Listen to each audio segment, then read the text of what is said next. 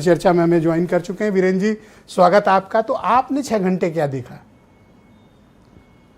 देखिए, इस देश में नारियों की चिंता, सम्मान और बीजेपी का जो अभियान है वो सब देखा गया और पिछले कई समय से देखा जा रहा है।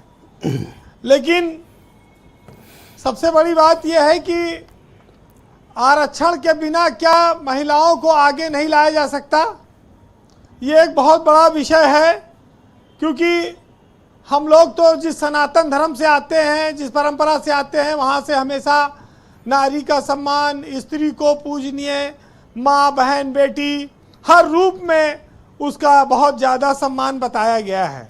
वो एक आदर्श है।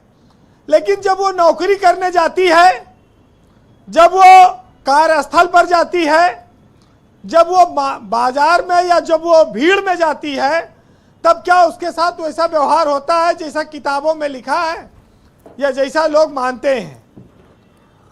उस भेदभाव को देखकर चुप रह जाने वाले समाज में बहुत सारे नेता भी हैं, अफसर भी हैं, पत्रकार भी हैं, तमाम सारे लोग हैं। लेकिन आज इन सबसे इतर ब्रिजेश जी, मैं अनंत विजय जी आज इस पैनल में बैठे हैं, मैं उनका बहुत स्वागत करूंगा। वो देश में उनकी एक विश्वसनीयता है, उनकी आवाज़ करोड़ों लोग सुनते हैं और ऐसे लोग भी हमारे समाज की धरोहर हैं। मैं अनंत विजय जी का अपने चैनल पर बहुत स्वागत करता हूं। अच्छा, अब आपने स्वागत कर लिया तो मैं बता ही दे रहा हूं कि मैं पहले पूर्व चैनल में जहां काम करता था, अनंत जी मेरे सीनियर थे। बोलिए। उनका देश में बहुत नाम है जी, और वो एक बहुत विश्वसनीय पत्रकार के तौर पर हैं। खैर, आगे चलते हैं।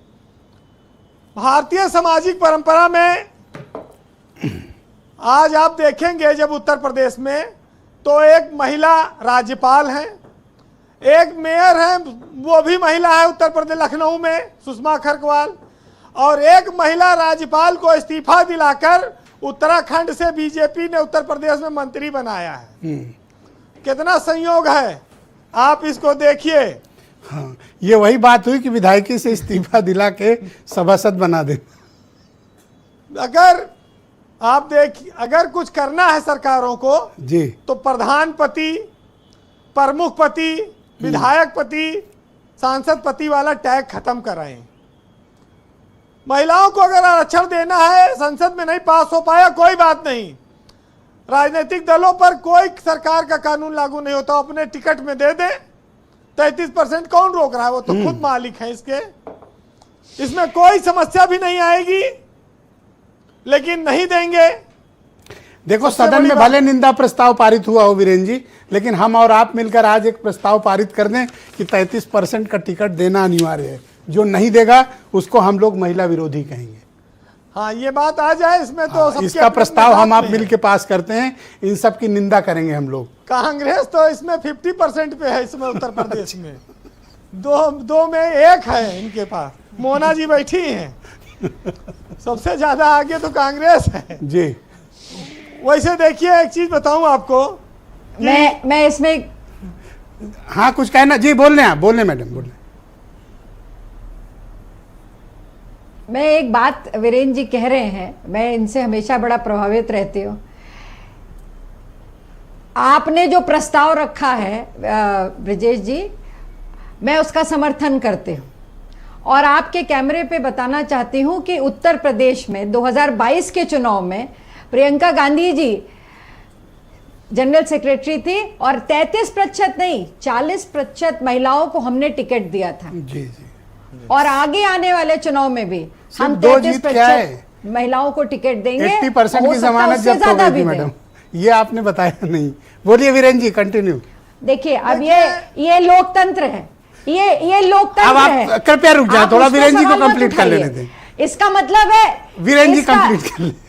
बोलिए वीरेंद्र जी, कंटिन्यू।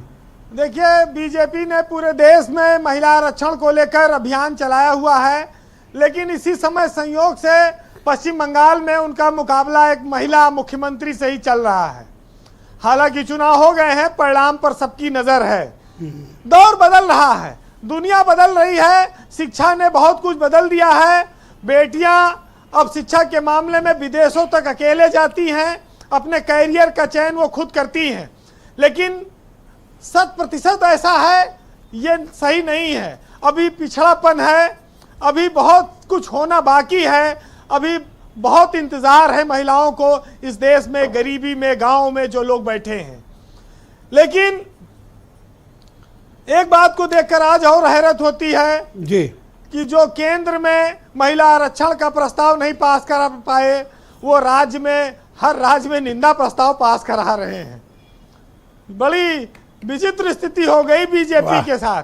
क्या बड़ी बात बोली वीरेंद्र जी ने, इस लाइन पे नोट किया जाए, मतलब वाह, बहुत सही बात कही आपने। लेकिन ब्रजेश जी एक चीज बताऊं मैं, पर कि यहाँ पास करा लिया है, पता है स्पीकर साहब जो है दोबारा आराधना जी की निंदा कर रहे थे।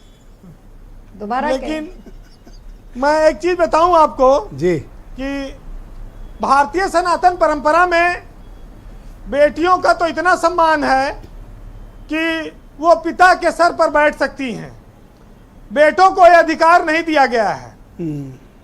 और इसीलिए कहा जाता है कि गंगा जो नदी है, जो जीवनदायिनी है, गंगा विष्णु के चरणों से निकली है और शिव ने उनको अपने सिर पर, अपनी जटाओं में धारण किया, अपने सिर पर। तो ये अधिकार सिर्फ पुत्री को प्राप्त है कि वो पिता के सर पर बैठ सकती है, ये पुत्रों को प्राप्त नहीं है। ये हमारी सनातन परंपरा में भी है। तो बहुत सारी बातें हैं, बहुत लंबी चीज है, लेकिन आज 4 लाइन कहूंगा जो व्यवहारिक समाज में हम लोग देखते हैं, जो त्याग, तपस्या, माँ हर रूप में, वो सुनिएगा कि तू आग में ऐ औरत जिंदा भी जली बरसों, और सांचे में हरे गम के चुपचाप ढली बरसों। औरत को जो समझता था वो मर्दों का खिलौना, उस शख्स को दामाद भी वैसा ही मिला। वाह, बहुत शुक्रिया वीरेंद्र जी, आपका बहुत बहुत धन्यवाद ग्राउंड जीरो से अपना इनपुट, फीडबैक और पॉलिटिकल ऑब्जर्वेशंस हम तक पहुंचाने के लिए। बहनों भाइयों, इस परिचर्चा का दूसरा